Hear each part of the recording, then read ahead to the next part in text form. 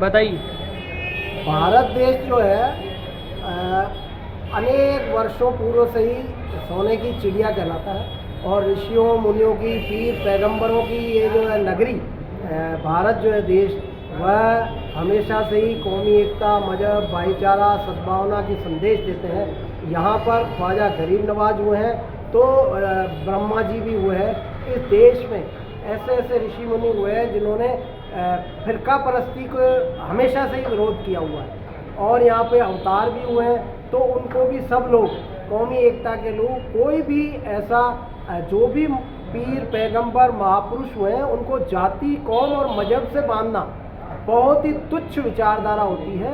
यह हमें नहीं सीख दी गई है कि ऐसा अपने को मानना है कि कोई जाति मजहब का संत महापुरुष होता है। उनके लिए पूरा आलम जो है, विश्व का जो पूरा आलम है उनके लिए होता है। ख्वाजा गरीब नवाज ने विश्व के आलम के संदेश दिया, गुरु नानक देव जी ने भी जो भी संदेश दिया, पूरी मानव जाति ही नहीं परंतु जीवों के लिए संदेश दिया है। ऐसा ही महावीर स्वामी हुए हैं जैन धर्म में, जिन्होंने ये दिया है कि जियो और जीने दो। तो ऐसा ही यहाँ पर जो संत मत है, जो संत होते हैं, सब संतों का, नामदेव जो है महाराष्ट्र के संत हुए हैं, जो रोटी खा रहे थे तो एक कुत्ता उनकी रोटी ले गया, तो वो संत जी उनके पीछे पीछे गए कि बोले घी लगा के, भगवान घी लगा के खाओ, चुपड़ के खाओ।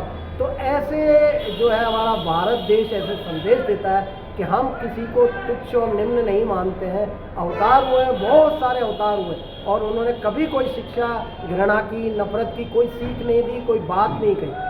तो वर्तमान में जो है छत्तीसगढ़ हमारा जो प्रदेश है उसमें एक अमित बघेल जी जो हैं वो अपने आप को क्रांति सेना का नेता मानते हैं।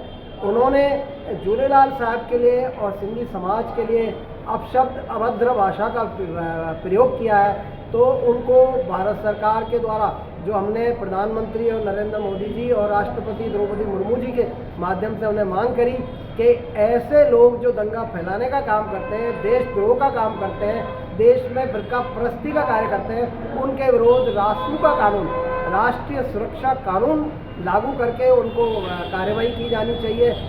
सरकार से हमारी आज भी यहाँ पर हमारे जो ख्वाजा गरीब नवाज की नगरी है, ब्रह्मा जी की नगरी है, विशेष रूप से महिला मुस्लिम लेडीज़ों ने यह बीड़ा उठाया। सर्वधर्म के कौमी एकता के लोग हम बैठे हैं यहाँ पर, बुर्के वाली महिलाओं ने उठाया कि हमारे देश में ये फिरका परस्ती फैलाने वाला कौन आ गया।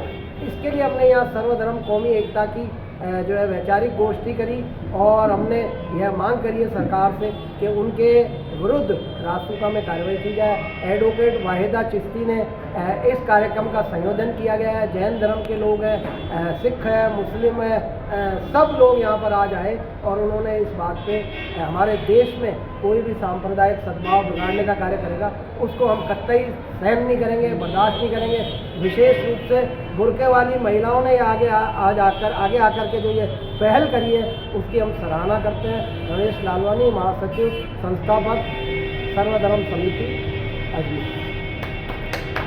आज हम सब यहाँ पर स्टार होटल में एकत्रित हुए थे।